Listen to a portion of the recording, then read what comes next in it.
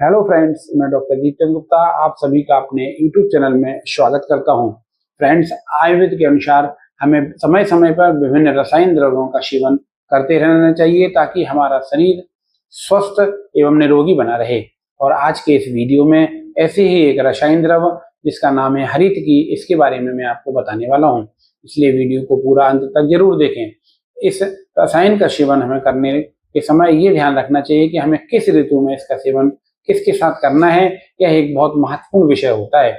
और अगर हम इस प्रकार से इसका प्रॉपर रूप से उपयोग करेंगे तो हमारे शरीर को हरितकी का रसायन का जो उपयोग हम करेंगे उसके पूरे 100% लाभ भी मिलेंगे तथा हमें इससे जितने भी किसी प्रकार की शरीर में दोष हो, जठराग्नि मंद हो, या आपके शरीर में वात पित्त का डिस्टर्ब हो गए हों, या असंतुलित अवस्था में चले गए हों, आपकी जठराग्नि मंद हो गई हो, आपको गैस रहती हो, आपको कब्ज रहती हो, आपके शरीर में कमजोरी हो, आपकी किडनी में सूजन हो, आपके लीवर में सूजन हो और अन्य विभिन्न प्रकार की बीमारियों में आपको बहुत अच्छा लाभ प्राप्त होगा। तो सबसे पहले अगर हम बात करें, आयुर्वेद में 6 ऋतुओं का वर्णन किया गया है और इसमें सबसे पहले अगर हम बात करें तो हेमंत ऋतु होती है।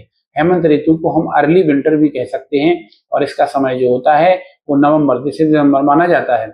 इस समय पे हमें हरितकी का सेवन आधा चम्मच हरितकी का चूर्ण तथा इसी के साथ आधा चम्मच शुंठी के चूर्ण का सेवन सादा जल के साथ सेवन करने से इसके बहुत अच्छे लाभ प्राप्त होते हैं। अगले जो ऋतु होती है, दूसरी ऋतु होती है शिशिर ऋतु, जिसको हम बोलते हैं विंटर ऋतु, और इसका जो समय होता है वो जनवरी से फरवरी माना जाता है। इस ऋतु में हमें हरितकी का आधा चम्मच चूर्ण लेना है और उसमें साथ में आधा चम्मच पिपली का चूर्ण मिलाकर सेवन करने से, सादा जल के साथ सेवन करने से इसके पूर्ण उपयोग हमारे साथ होते हैं, हमारे शरीर में रसायन का तरह काम करता है। तीसरी ऋतु होती है बसंत ऋतु, इसी को हम स्प्रिंग मंथ भी कहते हैं और इसका जो समय माना जाता है वो मार्च और अप्रैल का समय माना जाता है। इस समय पे हमें हरितकी का चूर्ण आधा चम्मच के साथ साथ उसमें शहद भी बराबर मात्रा, मतलब आधा चम्मच शहद के साथ अगर हम सेवन करेंगे तो यह बहुत ही अच्छा लाभकारी साबित होगा। अगली जो ऋतु होती है वह ग्रीष्म ऋतु होती है और जिसको हम मई और जून का समय देते हैं और इसी को हम समर सीजन भी कहते हैं।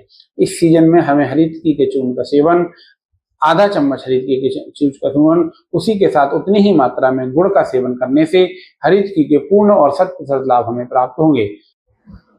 फ्रेंड्स, अगली जो ऋतु होती है वह है वर्षा ऋतु।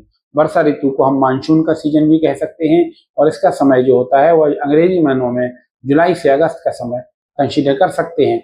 इस महीने में हमें हरितकी के चूर्ण का सेवन आधा चम्मच करने के साथ साथ इसमें उतनी ही मात्रा में सेंधव लवण का भी मिश्रण मिला लेना चाहिए। फिर इसका सेवन करने से हमारे शरीर को बहुत अच्छे लाभ प्राप्त होंगे।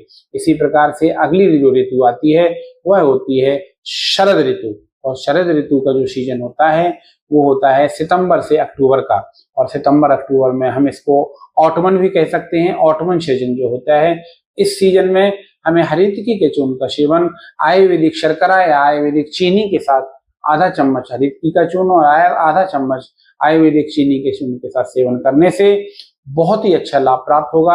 हरितकी एक बहुत ही अच्छा रसायन कंसीडर किया गया है।